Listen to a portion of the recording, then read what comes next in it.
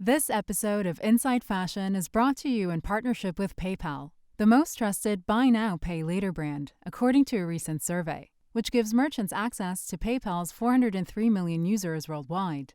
Learn more at paypal.com/paylaterenterprise. I still strongly believe in touch and feel and customer interaction.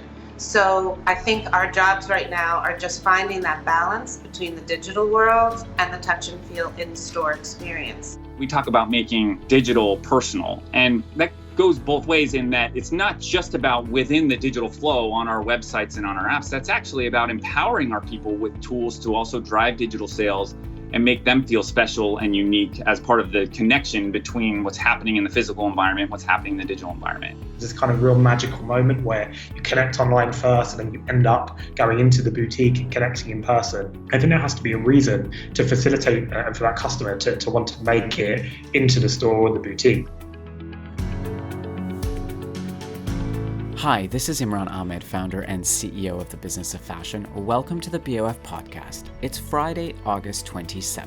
There's no doubt that shopping has evolved.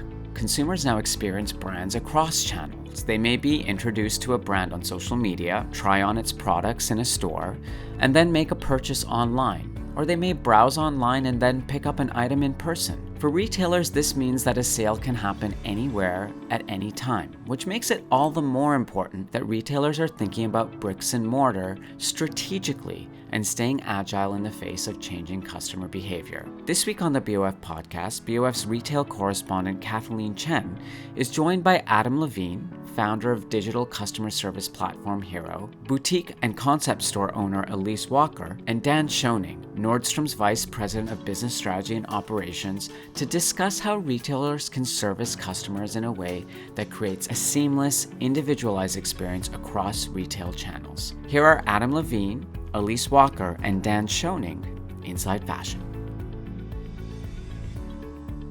Hey everyone, it's so great to have you guys here. I'm so excited to discuss this topic of retail service today because we all love to shop. But there is an urgency at hand, which is that there's less and less necessity to go to a store today. We can buy almost everything from the comfort of our couches, and it's more important than ever for retailers to create a meaningful in-store experience. And I'd love to hear from you guys what that looks like and what that entails.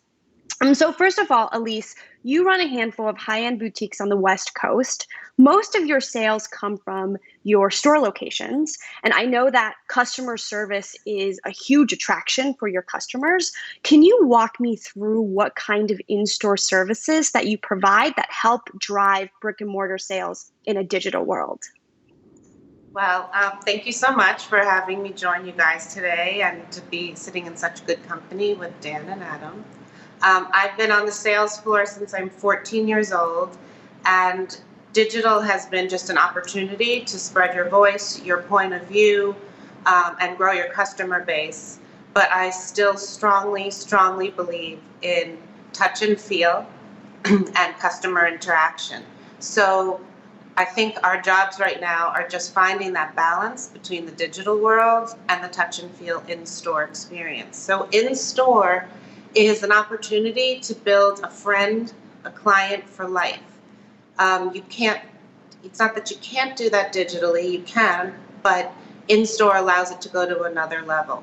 So if we can bring the customer in, most of our stores are very community-based businesses, and we try to support the communities the best that we can that we're in, and there's obviously always tons and tons of opportunity. But it's a time to meet someone and build a trust, a long relationship. One client can be with you for decades. I still have clients from when I lived in New York 25 years ago. So it's an opportunity, again, for meet, greet, touch, feel, honesty, and I believe in finding the balance of both, and everyone on this call can say it's a work in progress, and just when we figure it out, it changes, because with digital now everything's moving so quickly. But also, every time there's a challenge, it allows all of us, it's an opportunity to rise to the occasion and be better. So in this case, the customer is always the winner. It means we have to react faster. We have to buy better. We have to follow up quicker. And these are all opportunities both in the digital and brick and mortar stores. So I still believe in touch and feel. We are social beings. I can tell you once COVID opened up, and I'm sure everyone on this call can agree, people are coming into stores and people are shopping. We're in a nice little space after the challenges of last year. Retail's, especially on our end, very strong across the board, not just in our stores.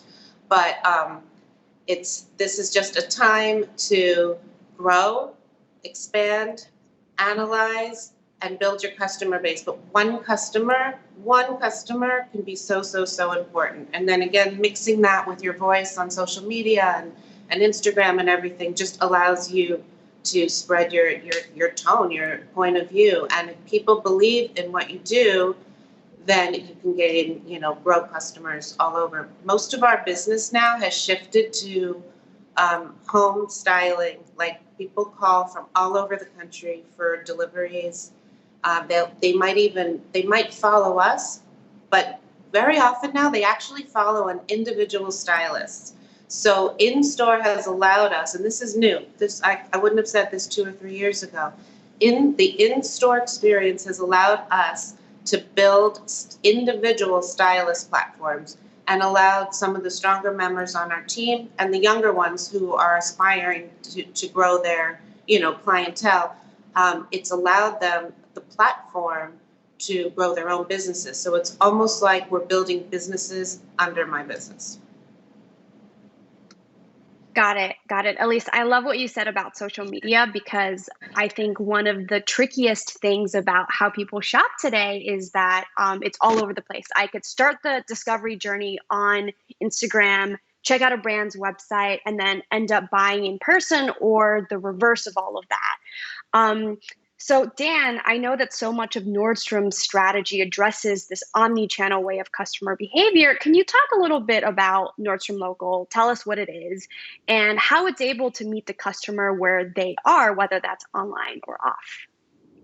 Yeah, thanks, Kat, and Elyse, Adam, excited to see you guys, excited to be here as well. It's a good question, and for us, Nordstrom Local it's one part of our market strategy, and our market strategy is where we leverage our local assets of people, product, and place. So our people being our employees, our salespeople, our selling employees, but also our other employees that are in a market.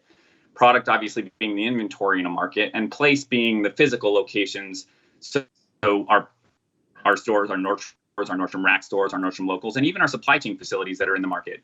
Leveraging all these local assets to provide the customers with more selection, more flexibility and control in how they get their product fulfilled, to both speed and convenience. So to your point, it's ordering online, it's picking up in store, it's picking up today, it's picking up tomorrow, it's free 2-day shipping in the market. Nordstrom Locals, as I mentioned, they're an important piece of this. As you guys know, they're a smaller format neighborhood service hub, and they're really designed in response to what customers have told us that they want. And so what that is it's better and more convenient service. It's access to more product. It's choice and control over how they receive that product. So people talk about how Nordstrom Locals don't have any dedicated inventory. And I think that's one of the reasons why they are a really strong example of the bridge between the digital and the physical experience. So often, the journey starts online, to your point, Kat, and Nordstrom Local is a great place. You start your journey online and you can go pick it up at a local, you can pick it up curbside. But also locals are more than just a convenience hub. They're also a service hub. And so they're a place where we offer some of our core services like styling and alterations. We get a ton of engagement with those. We also offer, gift wrap in our locals, clothing donation, trunk club services. So it ends up becoming this all-in service and convenience touch point for customers. I think because of their sort of central location and the convenience of these locations and the smaller format, they also are a great spot for customers to pop in and drop off returns as well. And so in terms of our journey on locals, we launched our first one in 2017. We've got 7 locals today that we operate across Southern California and New York City. We've opened our most recent 2 as recently as the end of last year and in January of this year at Manhattan Beach and Newport Beach. And these are really, when we first launched them, They were a great opportunity for us to test and learn about the evolving way that customers expect to be served and how they want to shop in this increasingly combined digital and physical world. And they continue to be that for us. But we see a really strong response with customers, and we continue to. And so we see that when customers engage with a Nordstrom Local, they spend 2.5x more. As we reopened stores during the pandemic, we saw our Nordstrom Locals rebound even faster. So a lot of really encouraging signals around the role that this can play within our Brado ecosystem in the evolving world that connects digital and physical. The one piece that I think is super cool around how all this comes together and comes to life in the context of our market strategy is that, as I mentioned, Nordstrom Locals and all of these really start with a view around how can we better serve the customer. And in the case of market strategy and how it comes together, it actually helps us run our business more efficiently as well. And so I can give you some examples, but I mean, we can offer differentiated, high service, high convenience shopping experiences, but we can do it at better economics than our traditional or historical sales. And so I think a specific example is, when we launch into a market with our market strategy, and we're in our top 20 markets right now, one of the first things we do is we link our inventory in a way across our market where all of our stores across the entire market are linked and our supply chain facilities are linked. And customers now have access to all that product with way more choice and control around how they get it. But it also allows us to pool our inventory at a market level and drive efficiencies there. And it also allows us to fill more orders from within the market, which also drives efficiencies on our end. Another example is, given that we have, we're providing really convenient service and pickup points for returns as well. I mentioned returns.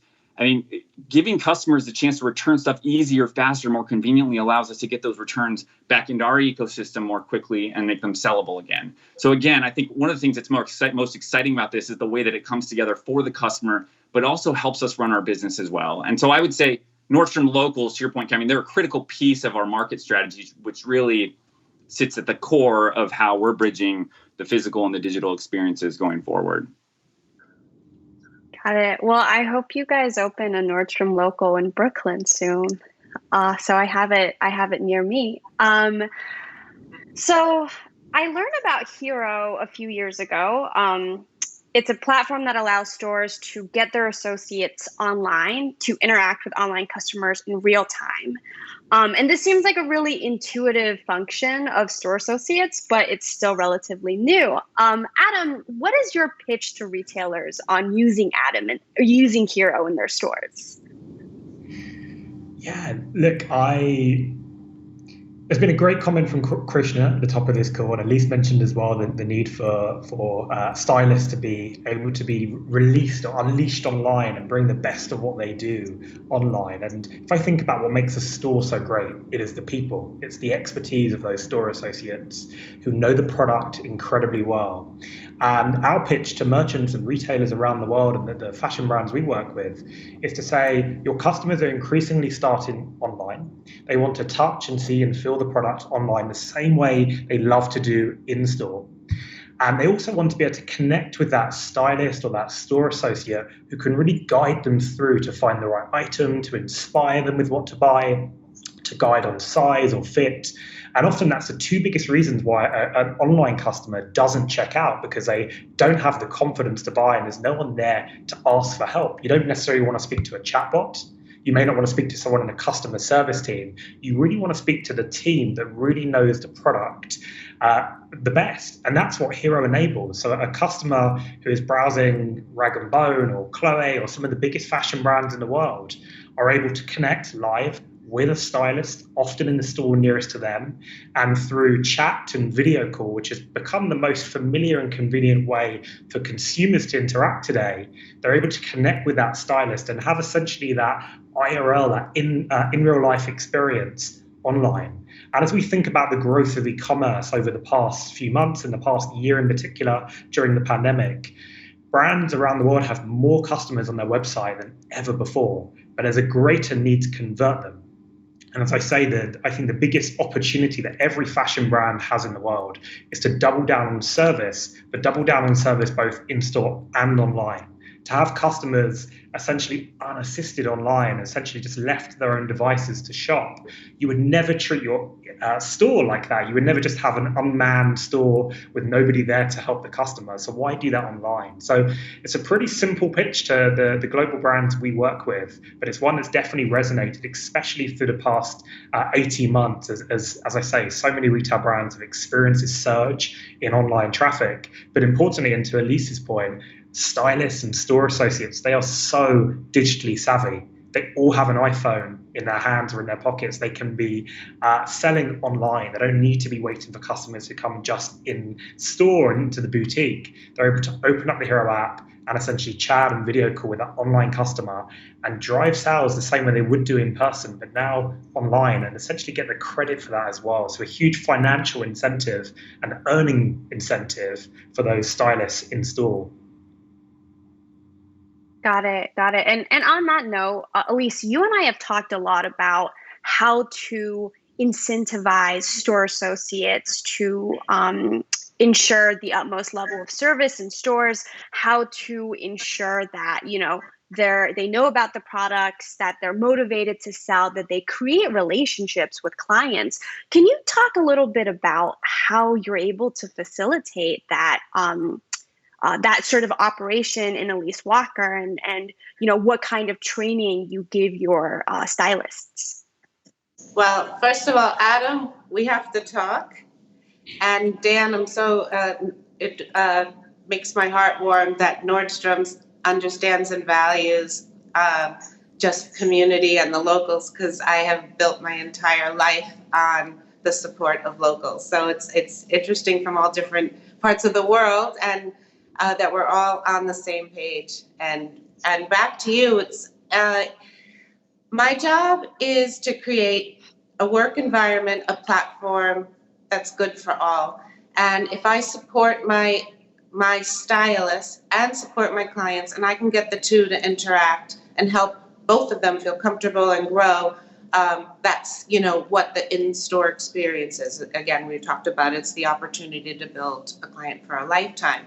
But in the store, I've been spending there's been a shift in that I have to really we have to think about our tone of voice more than ever, especially with all the challenges going on around the world. We have to communicate it internally before we do it externally. Also, your voice now, because of how quickly it can travel, is so important. And it's actually brought, I think, I used to run my company as a lot of individuals, and now it has been more teamwork, more collaborative, both, on the outside with designers and supporting customers, but internally. So my job is to make my team feel that there's room for growth, that there's room for their voice if they see products missing. It's just building a family of trust, both, again, internally and with, the stylists. But you and I had previously talked about a lot of the do's and don'ts. And as much as fashion is changing, all businesses are changing, exponentially with digital, it still comes back to some of the basics that we all grew up with, which is, your parents told you to look people in the eye and say thank you, but still goes back to the basics on the sales floor, in just the do's and the don'ts. And one of the most valuable things that I can say is that telling a customer, I don't love that on you, or we can do better, or let's wait, is one of the most valuable things. You did not lose a sale. You might have made a customer for a lifetime. And I see everyone nodding their heads. But that's the trust you have to build, again, internally. If you pressure your sales team to hit certain numbers, and it's not authentic and it's not organic, you might have a good day that day, but long term you've hurt the potential, I think, of your business. So back to what you said, we need to build a family of trust in the stores. We need to take that same tone of voice and make it rock solid and come together as a community, online and through social and everything. It's a big responsibility. And it moves faster now than it ever did before. But as you know, we all know that's why we're in this business, because it's forever changing and keeping us on our toes. Yeah, for sure. Thank you for that, Elyse. I think it's really interesting how different one retailer can be to the next in terms of customer experience. We all have our, disappointing customer service stories, but then there are these amazing experiences that we have. And I think a lot of what differentiates great customer service from just okay customer service are the little details, like free alterations, or like a glass of champagne while you try on a dress. Dan, can you talk about how physical retail, more so than digital, has the opportunity to create these little special experiences that actually go a long way?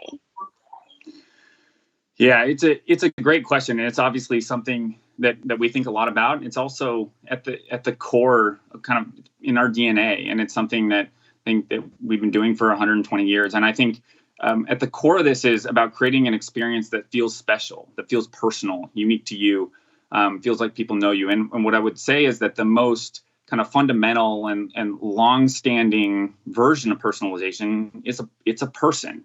So in our case, that's a salesperson, that's a stylist, that's a customer care specialist. And it's a person who knows you, who knows your name, who knows what you like, who knows your style, who knows how to pick product for you. And ultimately, it comes down to getting relevant product and brands at the individual level that come with that extra touch. And so, again, this is something we've been doing in stores for 120 years. And I think to your point around, we're obviously spending a lot of time thinking about how do we bring that same level of personalization to our digital experiences. So we talk about making digital personal, but that goes both ways in that it's not just about within the digital flow on our websites and on our apps. That's actually about empowering our people with tools to also drive digital sales and make them feel special and unique as part of the connection between what's happening in the physical environment, what's happening in the digital environment. And so we offer tools to our stylists, virtual styling appointments. We have a tool called Style Boards, which is a one-to-one ability for our selling employees to create personalized looks and outfit recommendations and send them virtually to an individual customer based on what they know that they like. But we also provide our employees with something called Style Links, which is a tool that allows them to create looks and then offer those to many customers in more of a one-to-many way. And then the obvious point is that we're looking for all the ways we can to replicate this really special store service and personalization experience that we see in stores, and we're so good at in stores today in the digital journey, on our websites, on our apps. And so an example of that is there's something that we call dynamic looks, which is a feature that sits within the flow of our digital journey. And these are full outfit recommendations, and they're based on purchase and browsing history. And I think for me, all of this becomes super, super important as you think about where we're going with a world where we're broadening our assortment, and we've got ambition to expand our selection by 5x in the future. And so it becomes super important, our ability to enhance our personalization capabilities and make sure that we're providing each customer that really individual, highly relevant, personalized product and personalized experience. So we think about that as moving from a site that's merchandised for everyone to a digital experience that's merchandised just for you. It's based on insights from the way you've interacted with us, purchases online, search history, purchases in store, style, size preference, but all the way through to every interaction that you're having with salespeople and stylists. Got it. As a consumer, I definitely appreciate the sorts of investments that retailers like Nordstrom has made throughout the years. I want to talk a little bit about the shopping trends that has emerged through the course of the pandemic. Dan, you mentioned buy online, pick up in store. You mentioned being able to browse a store's inventory. Now, these were trends that were around years before COVID, but became really popular this past year. And I know it can be tough to implement some of these capabilities, but still a ton of retailers haven't adopted them. Adam, can you talk a little bit about why some retailers are still resistant to certain retail technologies? Because from a consumer perspective, it can be very frustrating.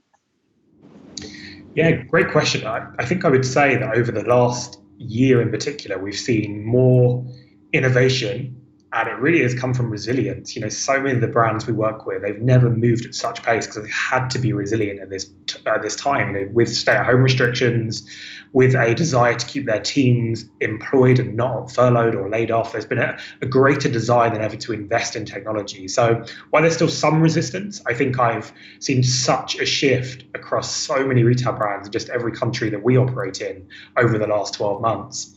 I think I'll say one thing, though. Culturally, there's still it's still too many silos inside what I would consider omni-channel retailers. So brands that operate both online and have stores. There's still very much a siloed way of working where online perhaps doesn't see the benefit of stores and vice versa.